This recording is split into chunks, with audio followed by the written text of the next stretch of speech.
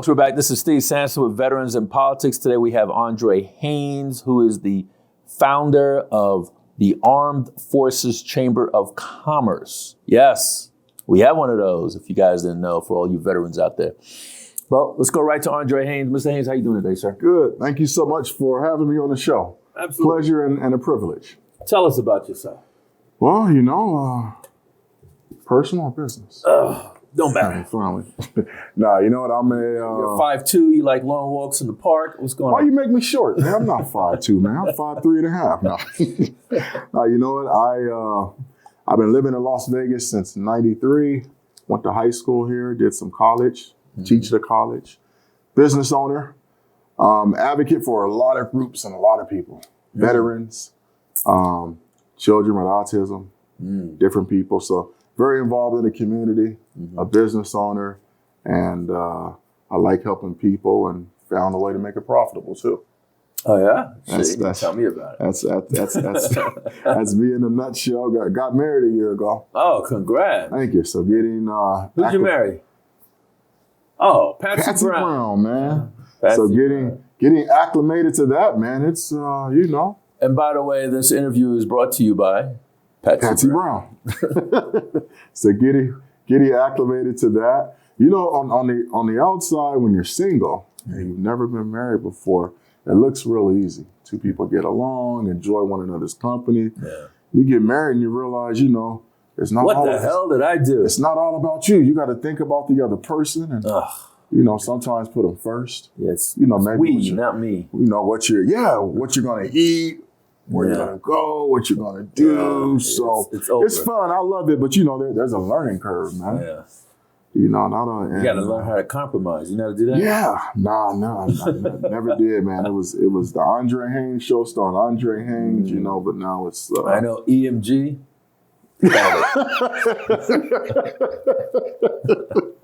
Everybody's looking for EMG on the ballot. I don't see EMG on the ballot. What's going on? But I'm happy, man. I'm blessed. COVID has been interesting. Lost a few people. I know a few people who beat it and made it back. But glad that the ones who did make it were on the other side. So if you're out there, be encouraged. Everybody's impacted one way or another by it. And your dad had a birthday 2 days ago. He did. Shout out. Happy belated birthday, Michael Haynes. Pops. Yeah, he just did. We went to this great 22 years old. This great all-you-can-eat Korean barbecue. 22. He's 22. We got to go. Right? He is. Yeah. He is. Went to a great restaurant. Had a good time. My mom was there. Daughter was there. I wasn't there though. What the hell's going on? Nah, you weren't there, man. We're gonna invite you, man. But you gotta. This guy has a bad habit. When you go out with Steve to eat and the bill comes, he always has to go to the restroom and then somehow he never comes back to the table. He stuck me like that a few times. So don't let this guy invite you out to eat. If he does, make sure when the bill comes, you got him blocked in so he can't get out. He's going to make some kind of excuse to get out of there and then you're stuck with the bill. Sorry, man. I had to warn you. No, actually, and truthfully, it's the opposite. You always like to pick up the check. And that. I don't like to pick it up. I like somebody else to pick that damn check up. I got to tell you, of all the people I've met and know in Vegas and went out to eat with, you are the first and only to do that. You're always very considerate of others, even when you don't have to be or when you shouldn't be. You should. I respect that. Because even me, I got to give somebody. I'm waiting to see who's gonna grab the check too. Maybe they're gonna beat me too, and I'll lead a tip. But no, I've watched you with me and with other people. And I got it. So yeah, much. But I really do like to see other people pick that damn check up. I know, man. I know. You know what I'm saying? I know. Hey, and before we talk about the health fair and all that, man, I want to congratulate you, Jim, Mark, everybody with VIP. You guys are doing an outstanding job. Thank you. Bringing awareness of the issues and definitely awareness of things that impact veterans. And you're doing what nobody did before you. And the way you know that it's working and you've been doing it good is you got a bunch of copycats out there trying to be like you. I know. So that's when you know it's working. And it's funny because 5-10 years ago, these people were nowhere to be found. Yeah. they were off doing something else. They were laughing at you, criticizing you, giving you the silent treatment. But then you get some traction. Shit about you. Yeah, but then all of a sudden, you know, Sanson's, you know, stuff is on court TV. He's on the radio. He's got candidates for VP and president calling. Oh, wait a minute, I want to get in on some of that fanfare. I want my name out there. So they're trying to jump on a bandwagon, but for the wrong reason, and they don't have the roots or the commitment or skin in the game like you do, and that's why they're not lasting. The empathy and the compassion. Yeah, so kudos on that, man. I respect it. Keep doing it. I'm being nice. I'm not going to mention none of the copycats. Oh, by the way, folks, Shucks, May 10th, Veterans in Politics and Cambridge Realty, meet and greet the candidates. The Shucks on North Durango, take the 95, exit Durango, make a left on the right-hand side. May 10th, 6 to 8 p.m. Shucks. Yeah, or 5 to, I forget. 6 to 8, I think it is. For the website. Yeah. It's there. Yeah. But that's interesting to see, you know, and I remember, you know, going back, you had publications, I won't mention names, who did candidate interviews. You had other groups, and it was always private. You didn't know who was interviewing the person. You didn't know who was voting on it, but you saw a list, and this is who they're endorsing, and you're going, but you were the first and only to be transparent. You know, put it out there. Right, you did. And I tell people, they don't like who we endorse, just look at the video. And you let the world see it. And to this day, I still haven't seen another group who's done that. Can't do it, man. It takes too much work. I haven't. It's way too much work. I haven't. So I respect that, man. Thank you. You know what I mean? And you know, you keep doing it. Anybody give you problems, let me know. We're going to see them outside. I got a big trunk. You got a big trunk? Got a big trunk. All right. We can put a few in. You know they found a body over at Lake Mead. Lake Mead in that barrel. About 30, 40 years ago. Yeah, they said it's from the 70s or something like that. Our water level's low. You know what that means, right? You're going to start to see these. You're going to see more bodies. No. You're going to start to see more people going over there, and they're going to all be lingering, looking at water like, hey, what you looking for, man? That's what's going to happen. Yeah, there's more bodies down there. We should start a charter boat business. When those people come out there, they'll pay us to take them to the bodies. Yeah. So you got a health fair coming up, right? Yes. On May 23rd from 10 a.m. to 3 p.m. at the Martin Luther King Jr. Senior Center in North Las Vegas. Okay. Well, what made you guys do that? You know what? We've been doing health fairs now for about 5 or 6 years. And this is the Armed Forces. Armed Forces Chamber, yep. I've got to tell you, one of the reasons we do it, man, I've had relatives and friends who had health issues. And getting health care was not always accessible, meaning the doctor might be booked up for 4 months. Yeah. The medicine's not affordable. Yeah. There's issues with the insurance. It got canceled or something got to be cleared up. Yeah. And all you need is a shot. You got an earache. You need some medicine. You need something very simple. So with myself and the Armed Forces Chamber, even though it's a business association, from day one, we've always had a nonprofit. And our goal has been to do things to give back to veterans, spouses, the community at large, something that's meaningful that they need. Health is one of them. You know, we were doing it way before COVID happened. We still continue to do it. We had our most recent one in November of last year at the same venue, Martin Luther King Jr. Senior Center. We had around 3,000 attendees, about 60 vendors. We had the health department there giving out COVID tests, all 3 vaccines. This is when you couldn't get it anywhere. So that's Pfizer, Moderna, and I'm forgetting one, Johnson & Johnson. And then also they were giving out the even the booster. And so people, at your health fair. At the health fair. And we're going to do the same thing this year, waiting on confirmation from the health department. But as far as the other vendors, same thing. People could come, and if they want to get their screenings for their ears, their eyes, diabetes, blood pressure, cholesterol, the list goes on. They can come there and get it free. It does. Wow. I just did my blood work the other day. Did you? Yeah, I'm normal in everything. Oh, that's good, man. I did mine a few months ago. Except for the head, but who cares? I mean, I did mine, and Doc said, hey, if you gain weight, I'm going to put you on medicine and give you a regimen. So I've lost about 10, 15 pounds. I got another 10 or 15 to go. I thought you gain weight when you get married, not lose the weight. I did gain weight. That's why I got to lose it, man. You did. My wife got all cook. comfortable. Oh, she could cook, man. She owned restaurants, you know what I mean, man. Yeah. You know, so if you're not married out there yet, marry somebody that could cook. Makes a difference. You can invite me to your place. But you get fat and comfortable. Man, isn't that a good thing? I mean, I don't want to be stressed and skinny. So, Mr. Haynes, now, you're not a veteran. I'm not. But yet, you founded the Armed Forces Chamber. Correct. Why'd you do that? Ooh. Why'd you pick veterans out of all the different groups to go and help out? Why'd you pick veterans? My dad's deceased father. He was drafted into the Army, Vietnam vet, and at a young age, around 15, I saw him deal with some real hard stuff. And at that time, my parents and I were civilians. We didn't serve. We didn't know about the resources available. The VA hospital, the veteran service organizations or a veteran service officer, and we weren't able to help him in the way he needed. But also at the same time,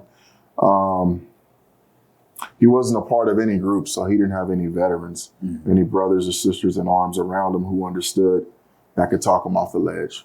And so I promised him before he passed away, when I get older, I'm gonna do something to help veterans like you. And so back in, let's say 6 or 7, over 10 years ago, my business that I still have, one of them, EMG, was at a very good place financially, and I had a good amount of staff. And I said, you know what, it's time for me to make good, and I promise.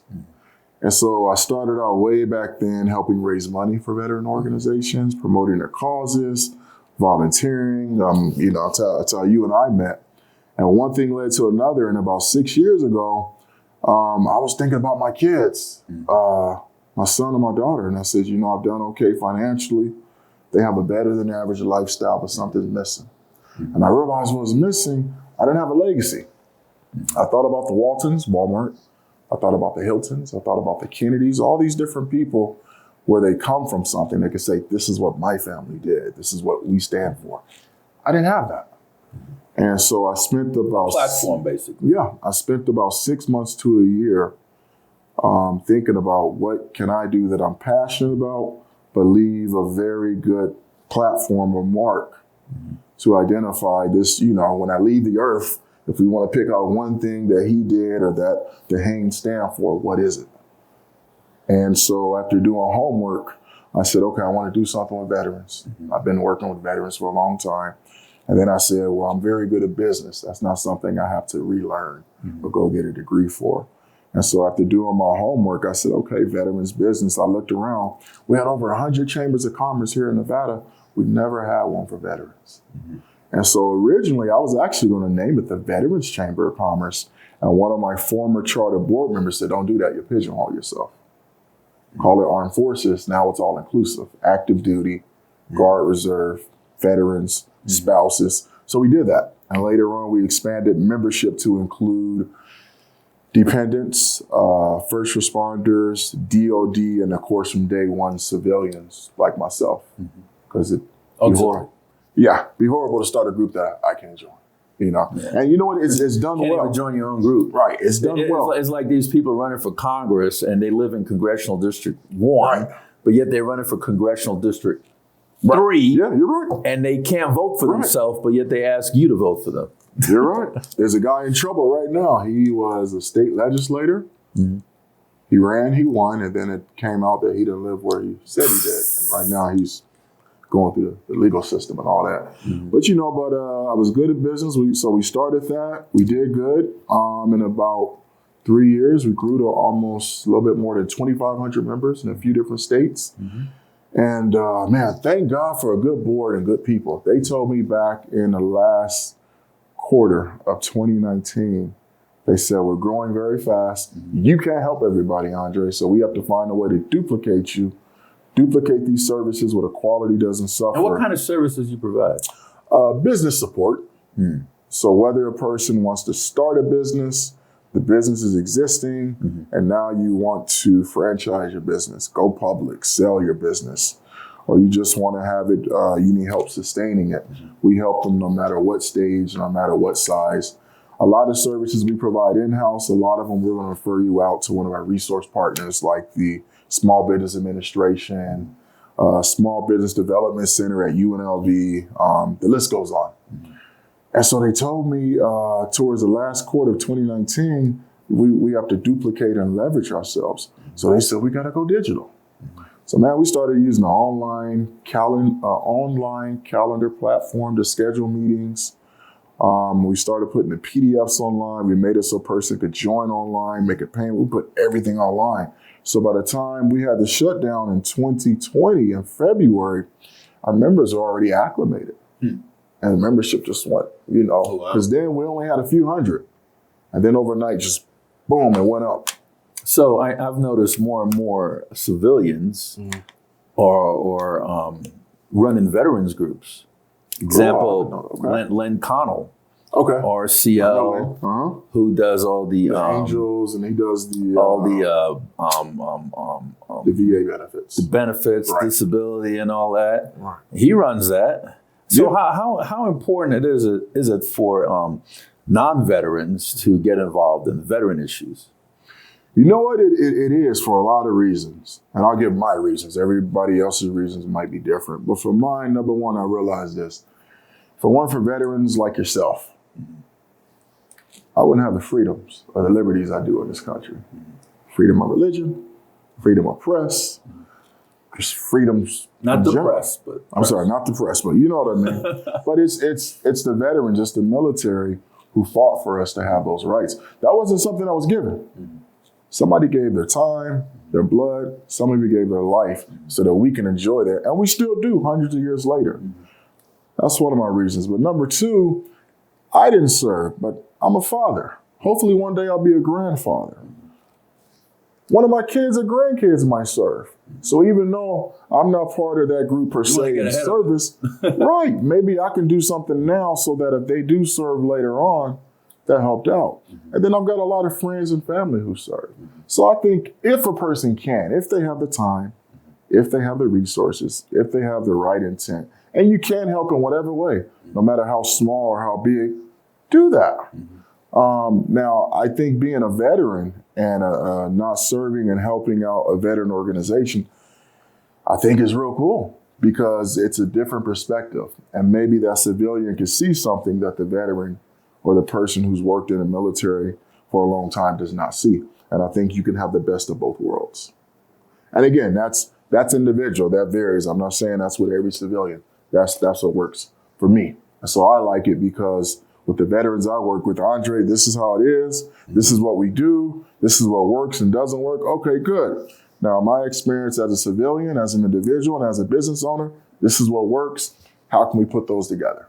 And how can we do it uniquely in comparison to all the other chambers? And it works. Like I said, we have over 100 chambers. I don't know of any other than the Armed Forces Chamber that's doing health fairs, back to school giveaways, toy drives, and not tooting our horns, but for myself personally and for the chamber as a group, we understand it's okay to be successful and it's okay to make money, but at the same time, you want to give back to the community where you're working in. Because if the community goes to hell, or people have some basic human needs that are not being met in the community, you can't be successful in business. You can't. Fair if you know, go ahead. Yeah. You know, that kind of reminds me when we're talking about veteran issues, and I know our group endorsed candidates to elected seats, right? And many candidates that are veterans didn't earn our endorsement, and they get mad. They go, hey, we're veterans. How come you guys didn't endorse us? And I tell them we don't rubber stamp you because you're a veteran. We it's a plus, but it's not a guarantee. It's not a guarantee. Right. And plus, there are many veterans that are running for elected office, and they talk about their time served, but they don't talk about what they're going to do for veterans moving forward. Right. So it's great that you served, okay, and you want to be a whatever, Congress, Senate, but what are you going to do for veterans moving forward as an elected? Right. And you know, the sad, well, I won't say it's sad, but the truth is this. You can be a veteran, You can be whatever, practice whatever religion you choose. Your culture or creed could be whatever it is. Your sexual orientation could be whatever that is. That doesn't make you the best qualified candidate. True. It might help expand your horizon or the scope of what you know, but it doesn't make you the best candidate. So just because you belong, because you are this person in this box, and you go to a group and they're in the same box, it doesn't obligate that group to endorse you if the group's mission is to endorse and support the best person. And you know what I also seen, and you're gonna think this is like way out off course, but I've seen Republican groups endorse Democrats. I'm like, what the hell is going? And yet they say, the Democrats did this, the Democrats did that, but then they're endorsing Democrats. You know what? I I'm saw like, an email. for the life of me, I can't understand. You badmouth Democrats, and you're a Republican group. You're supposed to be all conservative and all. You're supposed to like endorse all Republicans. One would think. But then they're endorsing Democrats. I saw an email. Or rhinos. I saw an email the other day, and that's exactly what happened. You know, but the interesting thing is this. I would encourage individuals and even groups reevaluate your mission statement, your vision statement. And while you're in that, I don't see a Democratic group endorsing a Republican. I've never seen that. Just saying. I've never seen that. But maybe reevaluate your mission, your vision, your bylaws, your constitution, and if that needs to be expanded, if that needs to be changed, it's okay. And if all the group that's part of that group doesn't agree, then they leave. But you know, it's interesting. I mean, even here in Nevada, you know, if you look at our former governor. Made the biggest tax hike in Nevada history. And you said his name, and you know, and Republicans are going. That was Harry Reid's Republicans boy. are going. Wait a minute, you know. So you know, but if a person or group has a set mission, a vision, if they have certain rules in place, you gotta be true to that. And unless you've like formally or professionally changed that, you can't do that yet. You know. I wouldn't be surprised if when a group, because I have a 501c3 and a 501c6, generally when you do something like C6. C6 is for memberships. So that could be a Rotary Club, a Lions Club, a Mason, you know. But generally when you do something that violates your own bylaws or constitution, and that's not checked by your sergeant at arms or your attorney or even your board of directors, it can, in a way, cause your charter to almost be like rejected because you're breaking your own rules. And if there's a person or a group who's part of that group and you're doing it and you bring it to their attention, they don't fix it, it might be time to belong to another group or start another group. So what's your mission statement for the armed forces? Ooh, it's a long mission. I normally just focus on the vision. The vision is to help veteran-owned firms serve, lead, and succeed in business. The mission, though, is to help veteran-owned firms basically operate legally, meaning compliance issues, but also to help them with business development, workforce development, and community development. But we focus on the successful part. And again, in business, you know, you can have a company thriving, making a lot of money. But if things aren't right at home, that's a relationship. If it's mental health, if it's the kids or whatever, it's only a matter of time before it bleeds over and impacts the business, which is one of the reasons why the chamber from day one, we set up a separate 501c3 to help people in those areas. One of the things we did that's cool, we're proud of, we had a program called, hold on, I'm trying to think of the name. Honoring veterans on military birthdays. And so what we did is one of our members, Sleepwell Las Vegas, they partnered with us. And what we did is on the designated birthday of an American U.S. military branch, we found a deserving veteran and we gave them a credit for a few $1,000s to get new furniture. Oh, wow. And so one of the things we're working on now, we're talking to the casinos. Walker? It wasn't Walker, Sleepwell Las Vegas. But one of the things we're working on now, and if you're watching and you're able to do it, we need your help. Call us. Is we want to give staycations to veterans. We love to send them to an MGM Grand property, and I'm just using that name for example, but a nice property where they can get a hotel room, some buffet vouchers, some show tickets to say thank you for your service. You know, I got 2 wheelchairs in there if you guys need them. Do you? Okay, we can use them. We just donated about 30 wheelchairs recently. Yeah. We can use them. Okay. So, Mr. Haynes, did we cover everything? We did. And I'm going to invite everybody, come out to the health fair on May 23rd at Martin Luther King Jr. Senior Center. It's from 10 a.m. to 3 p.m., totally free. You can get information online at armedforceschamber.com. I got to give a shout out to our partners and sponsors of that.